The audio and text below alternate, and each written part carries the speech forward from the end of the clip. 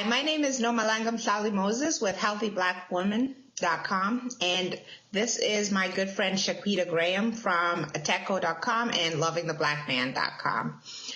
Today we're discussing an article that's up at Healthy Black Woman that's called Why Monique, or titled Why Monique Insisted on an Open Marriage, which is actually very interesting because Monique has been, or her and her husband have been the talk of town for a couple of years now because people keep saying they're open about being in an open marriage.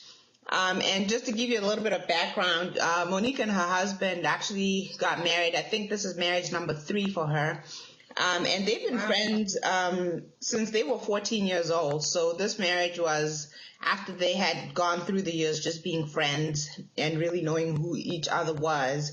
And then the other thing that was surprising, which is what people didn't know about this couple, is that it seemed that people assumed that she got into the open marriage because that's what her husband wanted, but she just recently revealed that she's the one who wanted the open marriage, and part of the reason why she wanted the open marriage is that she had a pre-existing relationship that she didn't want to let go of. So she was saying, okay, I'll marry you, but as long as you allow me to continue this other relationship that I have, and I guess that worked for him. And they went ahead and got married. And I'm inclined to believe that relationship since dissolved, but it still left that door open that another one could replace it, I suppose, and the same applied to him. So what do you think, Shaquita? What are your thoughts on this topic? Well, it's funny in a way, and then it's not. So, when I was younger, I think I definitely had my share of just having fun and experimenting. But then as I got older, I started to think about, my role as a Black woman in the Black community and my relationship, how everything that I do impacts my community and my children and all of these things. So I have more of a serious and conservative thought about it now.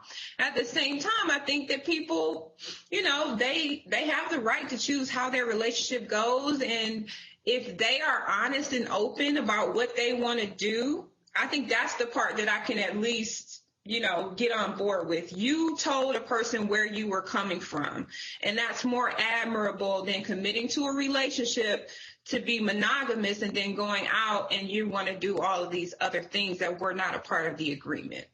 Okay. So what I'm hearing is you're saying if they both agree to it and it works for them, then so be it. Who am I to say what they shouldn't be doing, right? Right. So another interesting point that she brought up, that Monique brought up, is that she says that an assumption was made about her. She was she's still a fuller, curvy woman, but at the time she used to be really big, And she said that people thought that, maybe her being big and feeling unattractive and so forth, they drew the assumption that she was so desperate to get anybody that she would agree to anything. And they assumed that that's not what she wanted, but her desperation led her to agree to it because she felt like she couldn't do any better or nobody would want her and so forth. Then she goes on to mention that, there are couples like Brad Pitt and Angelina Jolie who are in open marriages, and people never assumed that Angelina was desperate, or people don't talk about it as much as they talk about her relationship. And she even mentioned Will and Jada Smith. And she also said, they've had this rumor of an open relationship for a long time, and nobody bothers them, but somehow people always feel like, why would anybody want me, and that's why I'm in an open relationship. One thing I do want to say is I think that Will and Jada Smith, it's always been a rumor, it's always been a question, people have said it, but I think it's not fair to characterize them as being in an open relationship because neither one of them has agreed that they are. What do you think? Again, this is a Hollywood kind of thing, and, they live so differently. The money, the travel, the lifestyle is so different than just, people who are just living what you can call a quote unquote regular life. So if it was me and I'm on a set, 1 minute I'm rolling around with Idris Elba, the other minute I'm rolling around in the bed with, Omari Hardwick, whatever, maybe I would want to have an open marriage. I don't know. But, again, I just don't think I can survive an open marriage. And I question, like, why even get married if you want to be open? I just don't. And I am not one at this point in my life to want to just be sleeping with a lot of different people. There's a lot of dangers involved with that. And I think that when we look at what people do in Hollywood, or we even look at anybody else's relationship outside of our own, put ourselves in a position to assume things that we really do not know about how this works. And I think we would be, I had to make a decision that I was just going to follow traditional so-called best practices when it comes to relationship. I think the sex and relationship is sacred, and I wanted my children to be raised in a certain environment. So, it's funny to look at. I mean, it's funny to read. It's interesting to think about. But no, I don't want my husband stepping out in the marriage, and I don't want to step out either most of the time. Let's just clarify, you're talking about your thoughts and not your actions. Right. I wanted to, stay on that topic of just assuming about Monique that she had run out of options, or that she was settling. Where do you think that comes from? Well, first of all, I love Monique, but the thing is that people a lot of times think there's one definition of beauty and what, is appealing, and there's a lot of there's somebody for everybody. So do I think she would have necessarily had to compromise and be in an open marriage so that she could get married? She probably wouldn't. Do people do things like that, lower their standards, change their position and their opinion for the sake of getting involved with someone that they feel like they can't get involved with if they don't lower their standards? Yes, and I don't think that they should. That's the bottom line on that. I also thought it was interesting because, one thing I've known of Monique, I don't know her personally, but I've seen her as a comedian, an actress, and so forth. I love her upbeat personality, and how she's in your face, tells you just what she thinks. I love that about her. But one thing about her is I always did find her to be a confident woman. Whether when she was still really, really big, and even now that she's gotten a little bit less big or whatever it is, I've always found her to be a confident woman. So I never made the assumption that she had some kind of desperation which drove her to make a decision that didn't fit with what she necessarily wanted. That's the first thing. And then the second thing is this took place much later in life. And I find that when you make decisions later in life, they tend to be more well thought out. And you know who you are, and you make a decision based on what it is you want and how you think your life should be. I think that's what a lot of women do. So I didn't have that thought, but I thought it was interesting that she says that that's how a lot of people viewed her decision. And then on the last point, it does beg the question of why are people so fixated on hers more than they are other people. There's an older couple, Ruby D and do you remember her husband? Yeah. Ozzy. Yeah. There's an article that The Healthy Black Woman from a couple of years ago where they talked about the fact that at some point they had gone to an open marriage situation. They tried it and then they said, no, this is not working. And then I guess they closed it back up. Because, and again, these are Hollywood people. So maybe it seemed like a good idea since they were in that environment where it seems that anything goes. And then they saw that, okay, it may seem like a good idea in theory, but when you actually have to live out that life, maybe not so much. I personally am much more traditional in the sense that never even crossed my mind. And it really didn't. That didn't cross my mind as an option.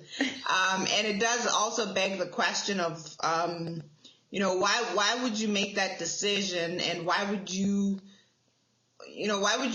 decide to settle down if you really don't particularly want to settle down? It seems like a contradiction. Go ahead. I can see you have one more thing to say. I think a lot. I think a lot of this comes down, like when I think about just the idea of considering an open marriage, I am thinking about, do I want to have the option to have sex with someone else? That's all I'm thinking about. But the truth of the matter is that sex is much more than just that physical, roll around in the hay and then, okay, I did it, so now I'm going back to my marriage. I mean, that's a 360 deal. You're dealing with a human person with several different layers to them. And if you do it one time, what's going to stop you from doing it again? And then you're getting involved with that person, I think, on a spiritual level and all of that. So if I make it one dimensional, like how would it feel to kind of take this for a spin and then park it? That's one thing, right? That's one thing.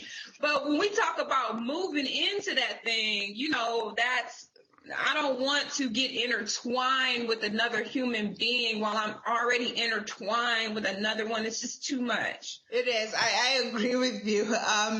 It certainly is. It certainly is something that you have to sit and think a lot about because it has so many layers. And I mean, having thought about it, did give it some thought. I still come back to, you know what? I'm good where I am. I'm good with, call me old fashioned or whatever it is. I'm good. I'm good with, what I have and the path that I'm on.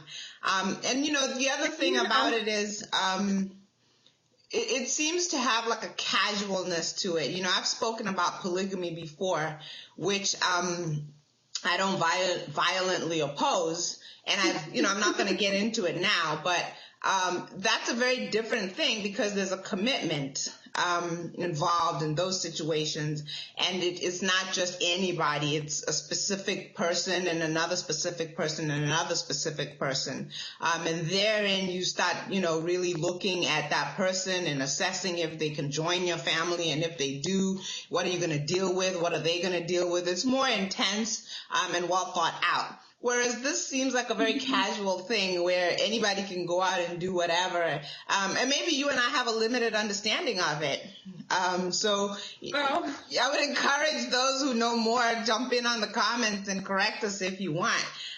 But to me, maybe it is because I have a limited understanding of it, but it does seem to have that it does cast that shadow for me of a slight level of going once again to that moral questions, sexual irresponsibility, and opening the door to things that you can't know you're dealing with until you're actually dealing with them, and they may not be a good thing. I'll let you get in the last word. I come from a place where when you have these so-called open relationships, somebody's tires get slashed, somebody's windows get broken, somebody gets choked up. You know what I'm saying? Right. Like, I've never seen that go quite right. Somebody's trying to figure out who the daddy is. I haven't seen those glamorous tales of, yes, I had him and it was fabulous and it was wonderful. It always ends up in the police being called when I've seen it. So yes. Maybe so it could go very badly, and I think that's actually the reality of it. Yeah. So we'll end it there. I want to tell our audience that this is Shaquita Graham, and I want to say thank you, Shaquita, for a fun conversation. Shaquita Graham is the founder of Atechco.com and lovingtheblackman.com. I am Nomalanga Mhlauli Moses with healthyblackwoman.com. And it's been great. It's been a pleasure. Thank you, Shaquita. All right.